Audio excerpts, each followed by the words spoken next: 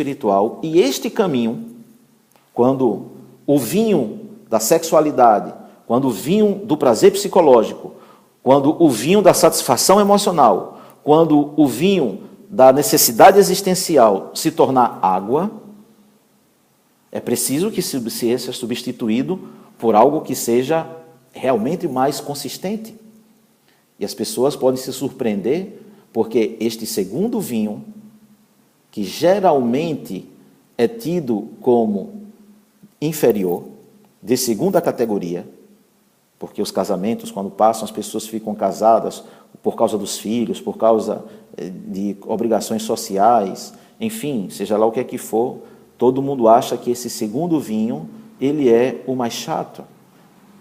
Mas, vivido na perspectiva da espiritualidade, com a presença de Cristo, com a intercessão da Virgem, com a presença dos santos, simbolizado nos apóstolos, este casamento, este vinho, pode e será mais saboroso do que o primeiro. É preciso, então, que entendamos que matrimônio é um caminho espiritual, onde no caminho espiritual existem felicidades. Ninguém pensa que o caminho espiritual é apenas o camarada viver uma vida pregado, sofrido, se chicoteando, se batendo. Não. Estas mortificações, que não são mortificações literais, de pegar a carne, cortar a carne, botar peso, não, nada disto. Estas mortificações, elas existem para que se produza mais fruto, como se faz com uma árvore, quando se poda, quando se limpa, quando se tira a erva daninha. E uma semente, para se tornar árvore, ela precisa primeiro morrer. Esta natureza nossa, humana, terrena, voltada para os apetites, para a tirania dos sentidos, para satisfazer os sentidos, esta nós procuramos fazer morrer, para que possa nascer em nós a nova natureza, a segunda natureza, a verdadeira natureza criada por Deus, a semelhança de Deus, não apenas a sua imagem, mas a sua semelhança, a fim de que nós tenhamos atingir, para que nós possamos atingir o propósito para o qual Deus nos criou, que é um propósito que nos dá felicidade plena, alegria, satisfação, realização pessoal. Então, o caminho espiritual do matrimônio, ele possibilita ao cristão viver verdadeiramente a vida cristã e conseguir, então, frutificar para Deus. Por quê? Ninguém é mais próximo do que nós, do que o cônjuge. Viver com outra pessoa, é necessário, então, que várias virtudes cristãs sejam desenvolvidas e praticadas, assim como alguém tem que arar a semente, tem que arar a terra para poder a semente crescer e frutificar. Ora, tem que haver o perdão, a tolerância, tem que haver mais dedicação, amar a pessoa não pelo que ela pode nos dar, mas por aquilo que nós podemos beneficiá-la. Como Cristo amou sua igreja, entregou sua vida espontaneamente, deixou a sua glória, deixou o alto dos céus. Então, São Paulo diz, tende em vós o mesmo sentimento que houve em Cristo Jesus. Não existe ninguém ou situação mais propícia para que nós nos esvaziemos e nos dediquemos ao outro do que o matrimônio. É fácil servir o vizinho de vez em quando? É fácil servir uma pessoa numa creche?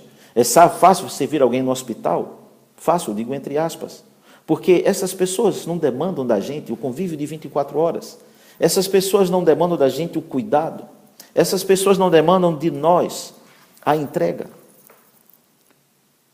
Viver o matrimônio nessa perspectiva é se cristificar, é se deificar. Então, se você é um cristão, você que me escreveu, não existe outro caminho para o matrimônio ser feliz, senão o caminho da espiritualidade. O caminho de enxergar na esposa o objeto do amor e não do prazer. Olhar na esposa o objeto do cuidado e não apenas aquela que pode me fazer feliz. Olhar na esposa o objeto da sua entrega. Porque Cristo não nos amou porque nós éramos bonzinhos, não. Cristo não nos amou por causa dos nossos olhos da cor dos nossos olhos, por causa da beleza do nosso físico, porque somos socialmente aceitos, ou pessoas que possam conviver socialmente. Não. São Paulo diz: Cristo nos amou, sendo nós ainda pecadores. Ou seja, sendo inimigos de Deus, sendo estranhos, alheios, alienados a Deus. É por isso, então, São Paulo diz: maridos, amai as vossas esposas, assim como Cristo amou a igreja. Temos a liberdade de viver o prazer. O senhor tem a liberdade de sair da sua casa, bater a porta, jogar a chave fora e conhecer todas as mulheres do mundo. Viver todos os prazeres possíveis. Só que isto vai levar apenas ao seu vazio existencial e, consequentemente, à sua morte. O prazer, a felicidade que o Senhor tanto busca, ela não será encontrada nesses pitos de felicidade. É como as pessoas buscam, como a alma fantasia, buscar satisfação nas drogas, na maconha, na cocaína, no crack. O resultado são zumbis. Portanto, meu caro amigo, este é o conselho que nós damos. Se pudermos conversar pessoalmente, ou através da mídia, hoje das tecnologias, estamos à sua disposição para um melhor conselho. Mas desde já, eu digo, encare a sua esposa como a árvore da vida. Encare ela como objeto do seu amor, como aquela em que você poderá cuidar. E aí sim, um propósito do ego, não egoísta, mas um propósito legítimo. Aí sim, você poderá experimentar a verdadeira liberdade, a verdadeira humanidade, a verdadeira vida. Que o Senhor nosso Deus, o Pai, o Filho e o Espírito Santo, nos ajude a compreender as suas verdades eternas. Amém? E até a próxima.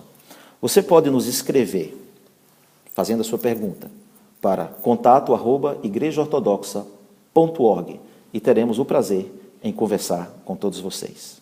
Muito obrigado.